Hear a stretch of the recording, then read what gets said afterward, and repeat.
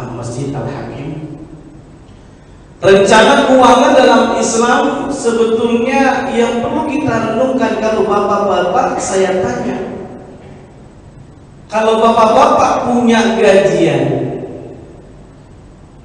punya keuntungan dari bisnis, properti, investasi dan lain sebagainya, kira-kira kalau kita punya uang diapain itu, Pak? Diapain saja? Dipergunakan untuk apa aja biasanya, Pak? Hah? Buat shopping, buat jajan ya, untuk kebutuhan sehari-hari. Terus apalagi, Pak? Investasi. Apa selain itu, Bapak? Selain tadi buat kebutuhan sehari, investasi, nabung. Kita menabung. Bahkan boleh jadi banyak di antara kita melakukan proteksi. Punya kendaraan diproteksi, ikut asuransi dan seterusnya. Bahkan jiwa kita pun diasuransikan, sampai asuransi yang murah sampai yang termahal. Kita bayar preminya. Cuma pertanyaannya adalah bagaimana rencana dalam Islam? Rencana keuangan dalam Islam, apakah uang yang kita dapatkan itu per bulan, apakah harus disisakan, apa dihabiskan? Kira-kira yang mana Pak yang benar? Disisakan atau dihabiskan kira-kira kalau dalam Islam? Disisakan. Bisa disisakan pada umumnya kita kalau punya gajian disisakan. Tapi nanti kalau dalam rencana keuangan dalam Islam, ternyata uang yang kita dapatkan, gajian yang kita dapatkan itu jangan disisakan, tapi harus dihabiskan. Kita siapkan per bulan untuk tadi kebutuhan-kebutuhan yang ada, termasuk untuk saving, nabung, untuk bayar proteksi, asuransi. Bahkan jangan lupa ada kewajiban kita. Kewajiban kita apa? Bayar zakat. Kebanyakan kita kan kalau zakat bayarnya di bulan apa? Hah? Di bulan Ramadan kan? Kebanyakan di bulan Ramadan kita bayar zakat. Padahal kalau kita belajar dalam kajian fikih zakat, kalau bapak-bapak punya harta, umpamanya pertanian, ini kan ditunaikan bukan hanya di bulan Ramadan saat panen kan? Wa atu haqqahu yauma hasadi, yang Allah telah tegaskan, dan kita wajib menunaikan zakat saat panen. Panen kalau untuk pertanian kira-kira sekarang ini setahun berapa kali Ustaz Saiful? Ada yang 2, ada yang 3. Berarti tidak menunggu bulan Ramadan saat panen ditunaikan. Walaupun ada kajian dalam fikih modern, Syekh Yusuf Qaradawi misalkan dalam kitabnya Fiqh Zakat pun menjelaskan kalau kita memiliki harta dan cukup nisab, maka wajib ditunaikan zakat. Boleh setahun sekali atau diangsur, tapi tetap hitungannya adalah sama. Bisa Bapak cek dalam Fatwa MUI tahun 2003 nomor 23 menyatakan zakat penghasilan itu ditunaikan setahun sekali kalau kita memiliki harta cukup nisab. Tapi dalam poin-poin butir-butir dalam penjelasan Fatwa MUI dijelaskan boleh kita menyederhanakan dalam berzakat. Itu ada yang menyatakan setahun sekali boleh sebulan sekali, yang jelas hitungannya juga adalah sama. Sebagai amanah dinyatakan Yusuf Qaradawi, kita mendapatkan gajian itu diilustrasikan dengan zakat pertanian ditunaikan saat panen. Wallahu alam, itu ada kajian tersendiri. Nah, bagaimana perhitungannya? Apakah neto, apakah bruto dan lain sebagainya, itu masing-masing ada kajiannya. Oleh karenanya, kalau kita berbicara tentang perencanaan keluarga, perencanaan keuangan, itu kita ingin mengetahui proses mengelola keuangan sedemikian rupa. Untuk tahun 2015 bagaimana ini?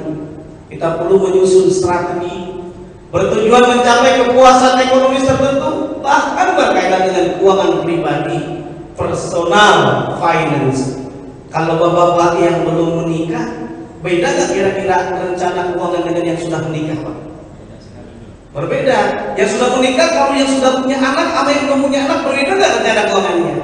Berbeda. Itu keuangannya pun berbeda-beda. Oleh karena nanti kita coba lihat ini banyak sekali fungsi. Untuk apa kita mengetahui rencana keuangan, merencanakan masa depan sedini mungkin untuk mendapatkan mencapai tujuan keuangan yang kita harapkan. Secara sederhana agar kita memperoleh sukses. Kapan kita siapkan untuk pergi haji? Kapan kita siapkan untuk umroh? Bagaimana bukan hanya zakat saja, infak sedekah kita biasakan keluarkan dengan per bulan. Nanti ada hitung-hitungannya, pakai simulasi bagaimana contoh perencanaan keuangan dalam Islam. Bapak Ibu yang dimuliakan oleh Allah Subhanahu wa taala, kok akhwatnya ada ya? Ada ya? Ya, jadi ikhwan semuanya ini. Persepsi tentang perencanaan keuangan syariah kita banyak sekali. Pertanyaannya, Pak, dalam Islam boleh kaya nggak kira-kira? Pak, boleh kaya nggak kira-kira? Boleh. Bahkan bukankah Rasulullah menyarankan, menganjurkan untuk senantiasa memberi? Tangan yang di atas lebih mulia dibanding tangan yang di bawah. Ini memberikan gambaran kita suruh berbagi. Bahkan dalam harta kita itu ada hak orang lain. Dalam surah Al-Ma'arij Allah telah tegaskan, wa fi amwalihim haqqun lis-sa'ili wal mahrum. Ada hak orang lain yang wajib kita tunaikan kalau dalam bentuk zakat. Infak sedekah itu akan memberikan kita menjadi sukses. Bahkan kalau bapak-bapak lagi investasinya lagi kendor, bangkrut, dalam Islam dinyatakan kalau kita lagi ada masalah, solusinya apa? Suruh bersedekah. Wa man qudira 'alaihi rizqu falyunfiq mimma atahullah. Barang siapa yang diberikan tadi awalnya kita sukses, tiba-tiba tidak sukses, suruh ngapain? Disuruh sedekah, suruh infak. Bukankah Allah telah tegaskan dalam surah Al-Lail, gimana bunyinya? Kalau kita bersedekah, kita infak, kita zakat, Allah janjikan kita dimudahkan. Fasailasiru lil yusra, dimudahkan urusan kita. Dan banyak lagi modelnya. Terlambatkah, bolehkah kita kaya? Jelas kita wajib kaya. Bahkan Abdurrahman bin Auf, salah seorang sahabat Rasulullah, itu dia membuat perencanaan keuangannya luar biasa, bagus sekali.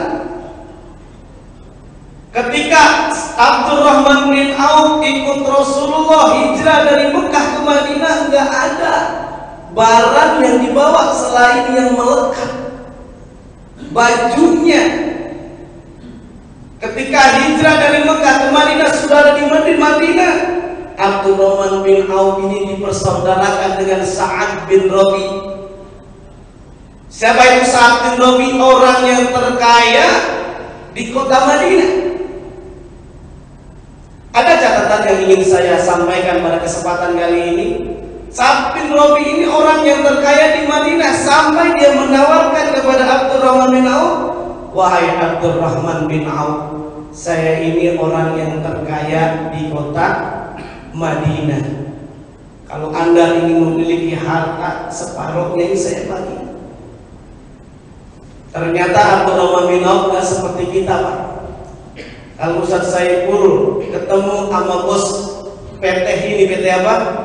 Sukobindo, kata bos, Ustaz Saiful mau nggak nih saya kasih kekayaan saya di saham 50%? Kira-kira mau nggak? Wah, pasti mau banget. Nggak ditawarin juga kapan dia ditawarin? Tapi Abdurrahman bin Auf nggak mau dia. Sampai-sampai, Pak, bukan hanya kekayaan yang ditawarkan, istrinya ditawarkan. Kalau orang kaya biasanya kan istrinya Jamilah, cantik-cantik. Ditanya, Abdurrahman bin Auf, saya ini punya istri, tuh cantik-cantik. Coba lihat, ada nggak yang tertarik di antara keduanya? Kalau ada, nanti istri saya yang Anda tertarik saya ceraikan dan nanti saya nikahkan dengan kamu. Kira-kira Abdurrahman bin Auf mau nerima nggak nih Pak? Hah? Kalau Pak Saiful ditawarin gimana kira-kira? Gue pasti mau, iya. Tapi alhamdulillah ini lagi ditunggu-tunggu. Tapi Abdurrahman bin Auf nggak mau dia. Apa yang diinginkan oleh Abdurrahman bin Auf? Pengen minta dianterin aja ke kota, ke pasar Madinah.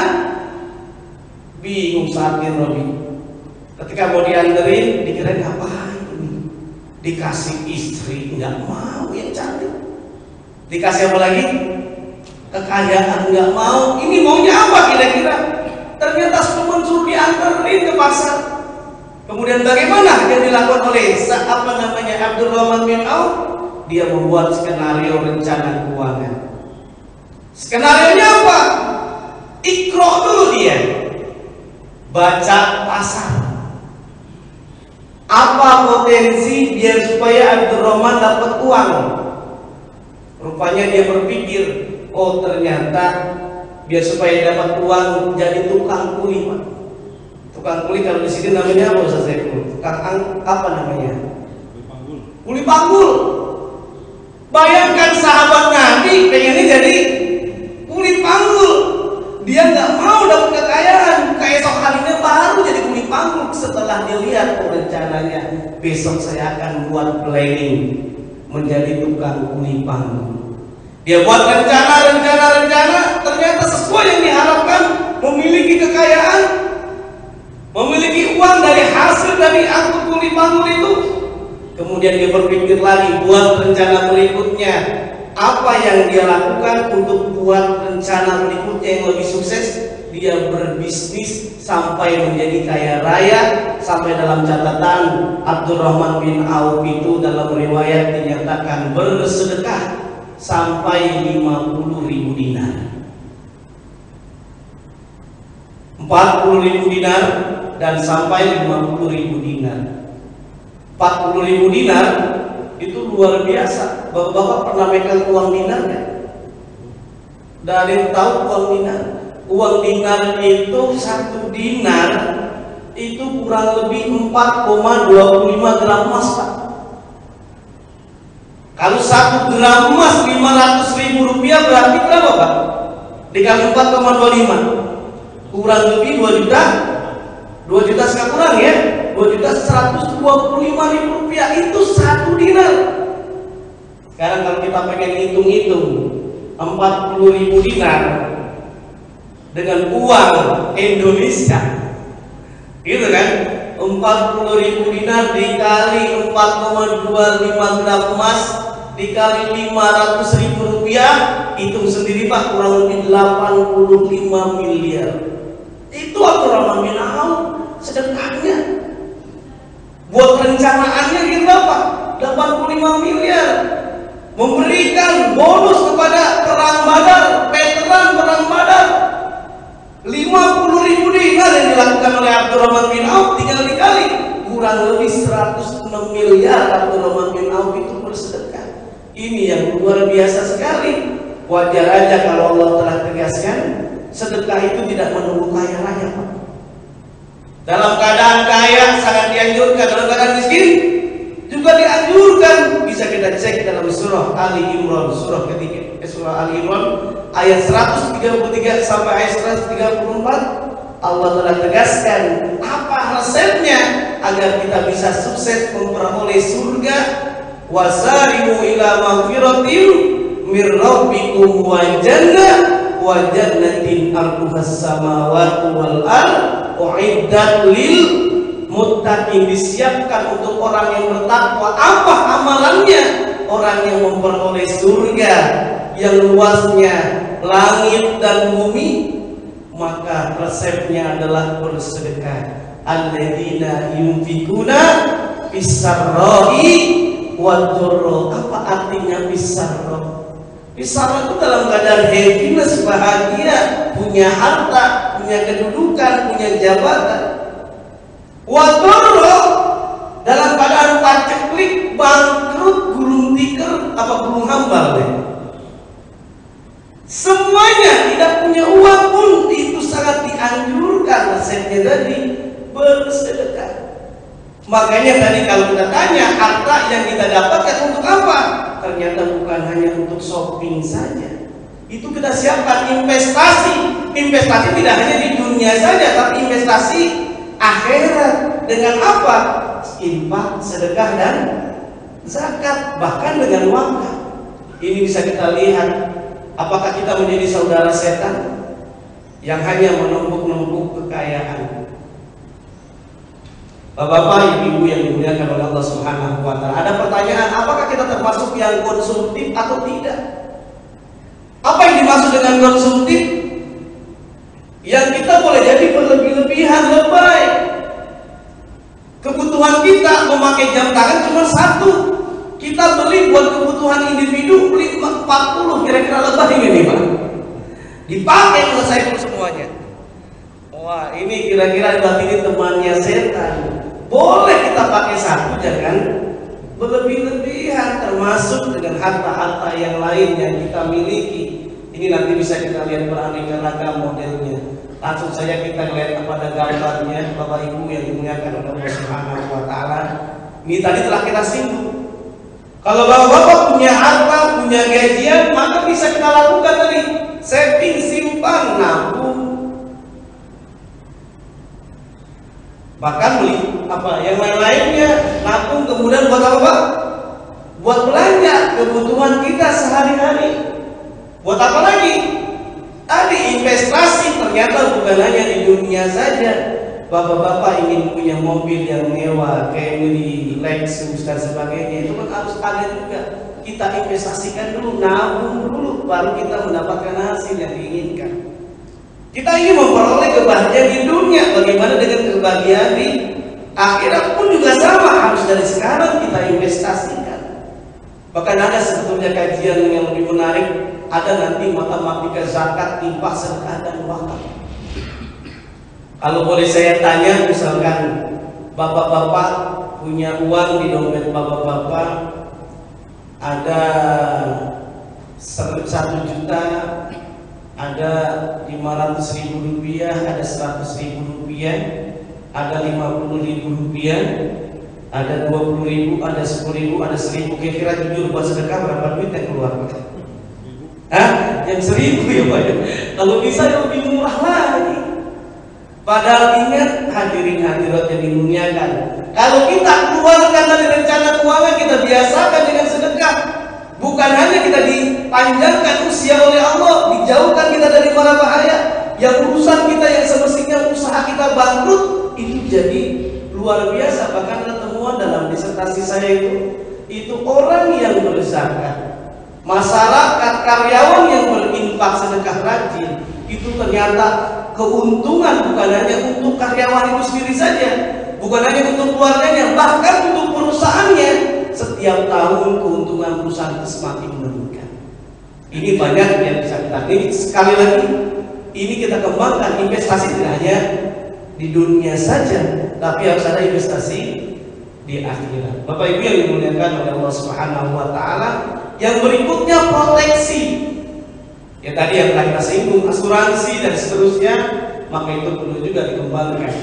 Kalau kita senantiasa membuat rencana yang baik, insya Allah memberikan kepada kita, dikategorikan orang yang sukses, orang yang beruntung, orang yang happiness, yang Allah tegaskan dalam surah 87, surah Al-A'la ayat 14, ayat 15, yang Allah telah tegaskan, qad aflaha man tazakka wa dzakara isma rabbih fasalla. Ada 3 amalan kalau kita ingin sukses, termasuk dalam membuat rencana keuangan.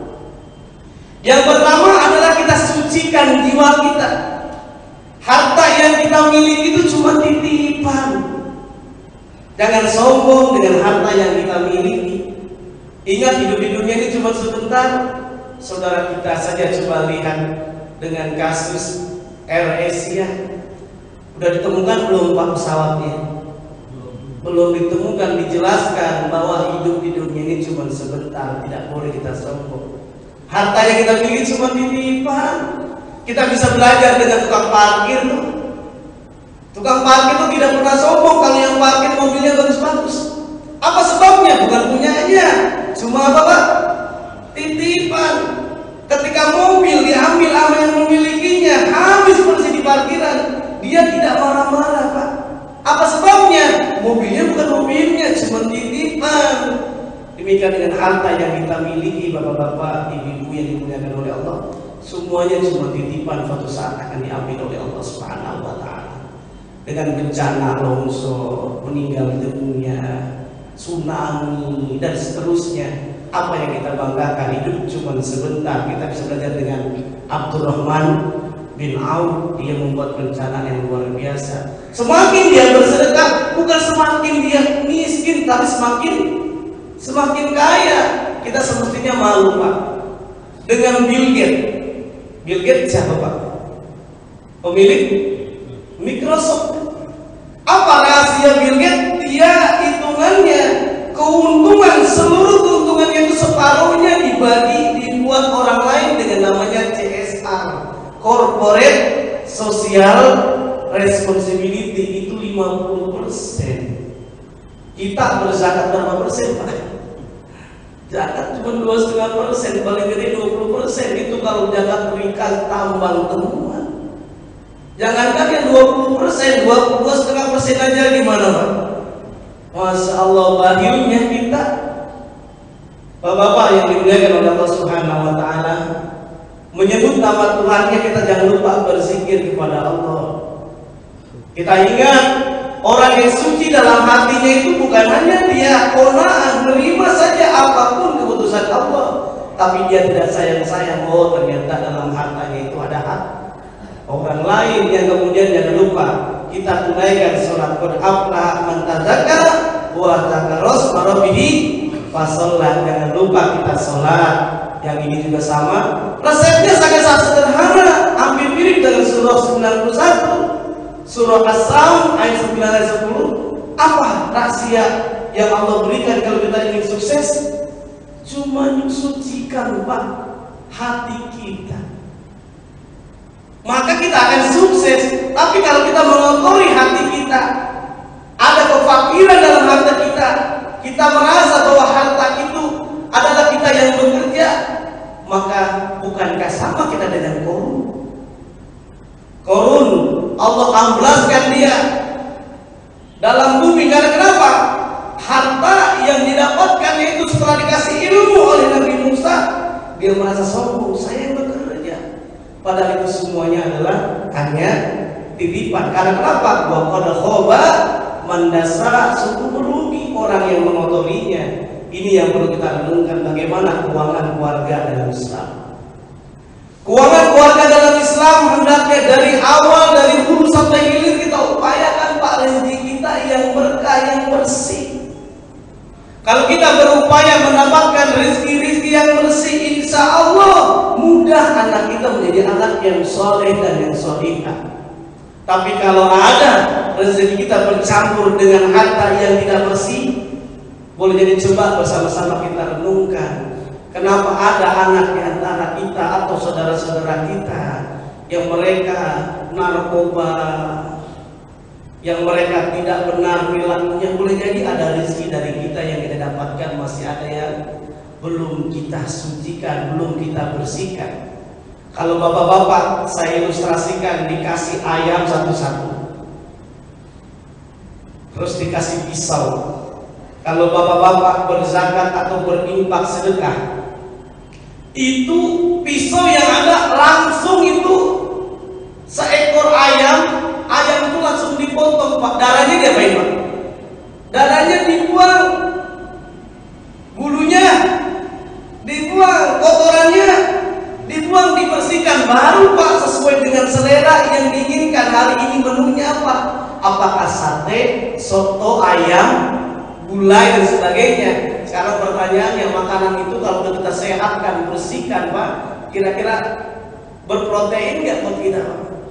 Ya kan bagus buat kita. Saat sederhana berarti sebelum kita konsumsi harta kita, jangan lupa kita keluarkan hak orang lain. Tapi ingat Pak, kalau kita tidak keluarkan bukan hanya zakat, infak, sedekah, maka apa yang terjadi? Ayam yang kita pakai, ayam yang kita pegang itu Pak tidak kita sembelih. Darahnya masih apa kira-kira? Masih ada.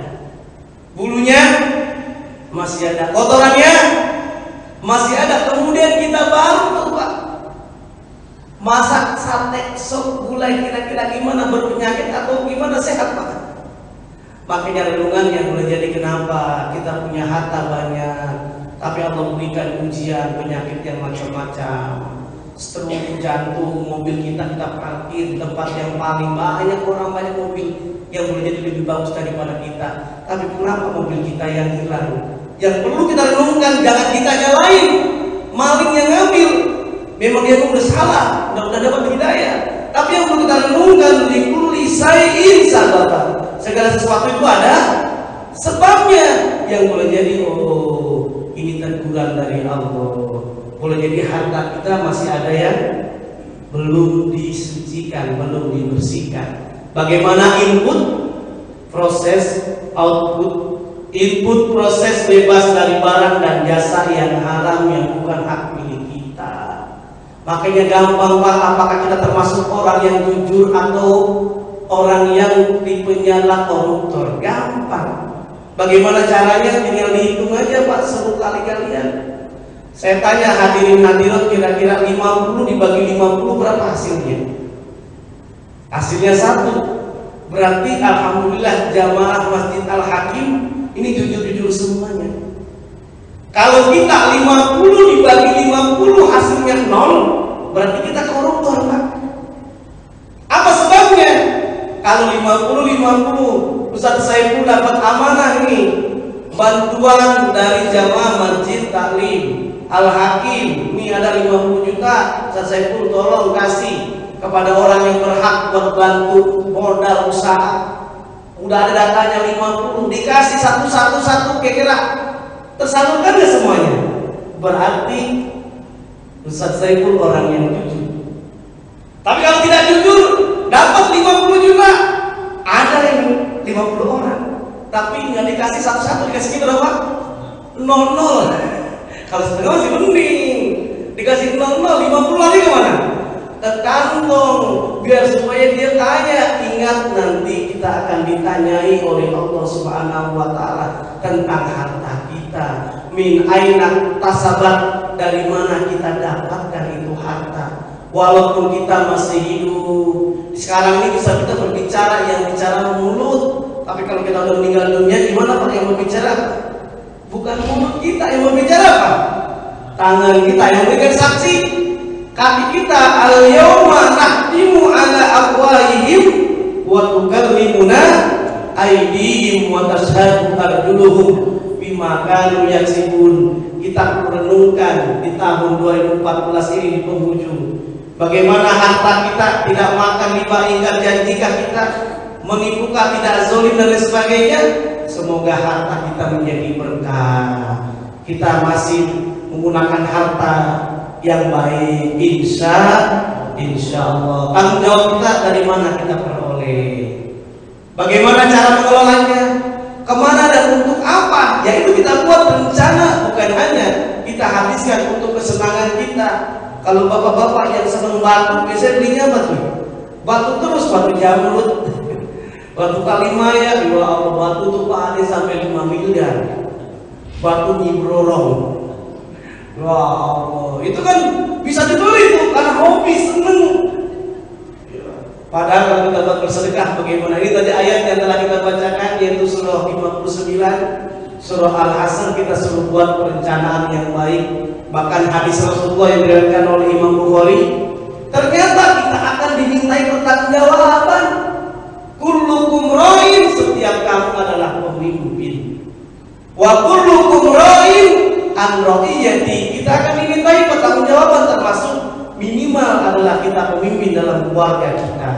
Bagaimana harta yang kita dapatkan? Kali ini ayat Al-Quran, Allah menghalalkan jual beli dan mengharamkan riba. Yang diboleh itu kan jual beli, yang nggak boleh apa Pak? Riba. Riba itu ziyadah, bertambah. Uang dengan uang 100.000 dikembalinya berapa? 150.000, boleh nggak kira-kira?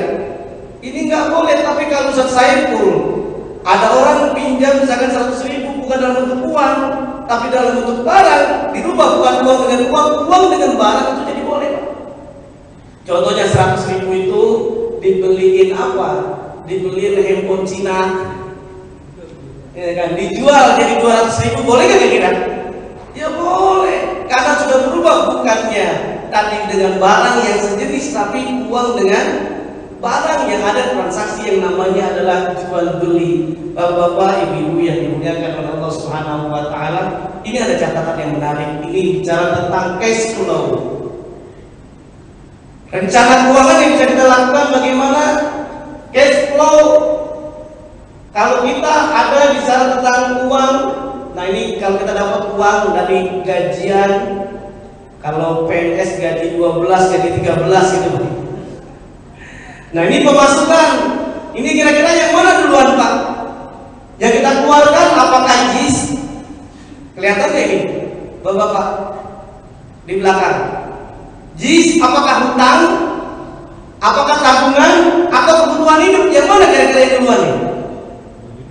Pasti kita biasanya kebutuhan hidup. Maksudnya kebutuhan hidup apa kita? Baru hutang. Bukan apa-apa, karena sekarang ini kan zamannya hutang Pak. Istrinya nanya, ayah ini mobil saha, mobil Aang. Rumah di Pondok Indah punya saha, Aang. Ya kan, angkut saha, angsuran. Bapak-bapak ibu yang dekat Allah Subhanahu wa taala, tabungan investasi baru belakangan baru.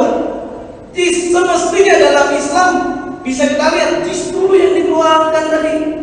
Biar harta kita berkah.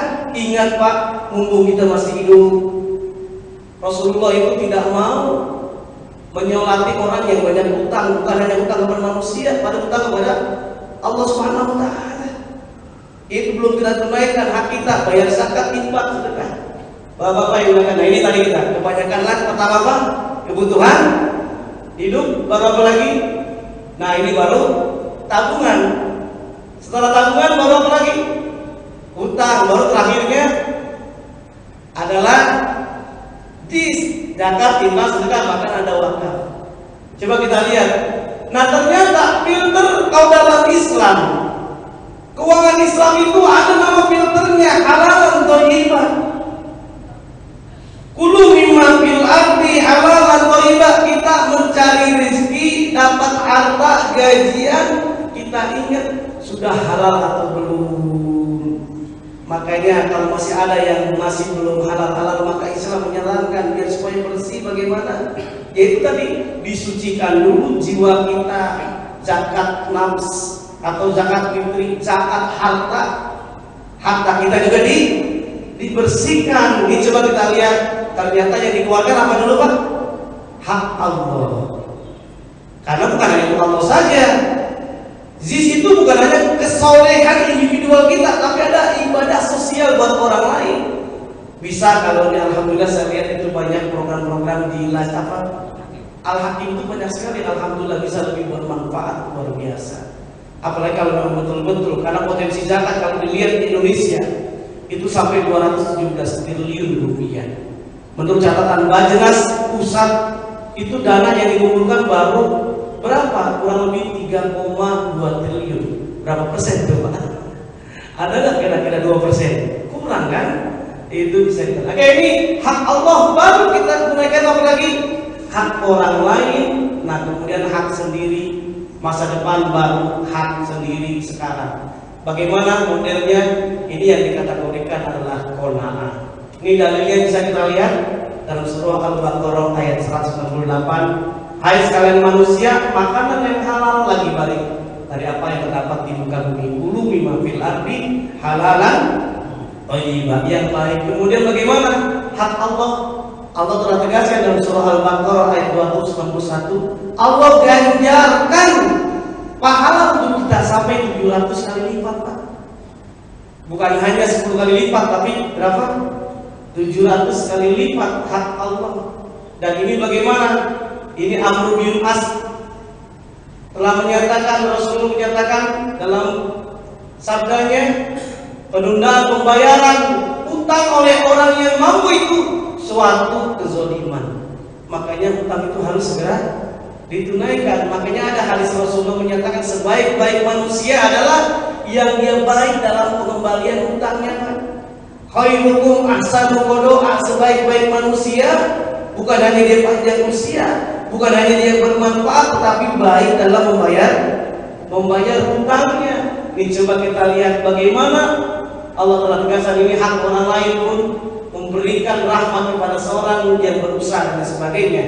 Bahkan harapannya kehadiran kita bisa bermanfaat, ada hak orang lain, kita harus menghargai tetangga, tamu, dan seterusnya. Nah kemudian baru kita lihat ini bagaimana orang-orang yang apabila membelanjakan harta mereka tidak berlebih-lebihan dan tidak pula kikir, dan adalah pembelanjaan di tengah-tengah antara yang mereka itu termasuk kategori yang qanaah.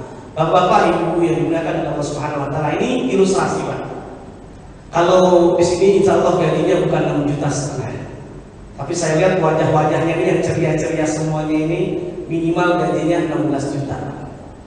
Ya Pak ya, saya lihat ini tampangnya 16 juta sebulan ini. Atau mungkin minimal saya doakanlah 20 berapa 20 koma ya. Tanggal 20 udah koma.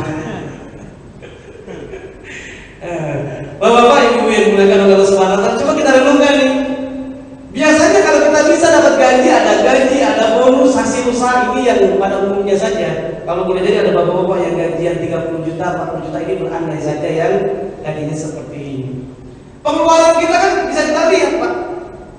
Belanja dapur, uang saku, transportasi, listrik, iuran dan sebagainya, zakat, infak, sedekah dan seterusnya.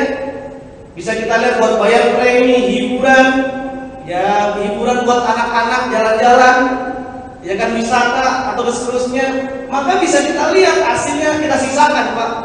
Masih ada berapa? 500.000 rupiah. Ini pada umumnya kan begitu, kita punya uang kita sisakan. Nah bagaimana sebetulnya yang paling bagus? Coba kita lihat nih Pak, 500.000 ini kita tukar aja posisinya sehingga tidak ada sisanya.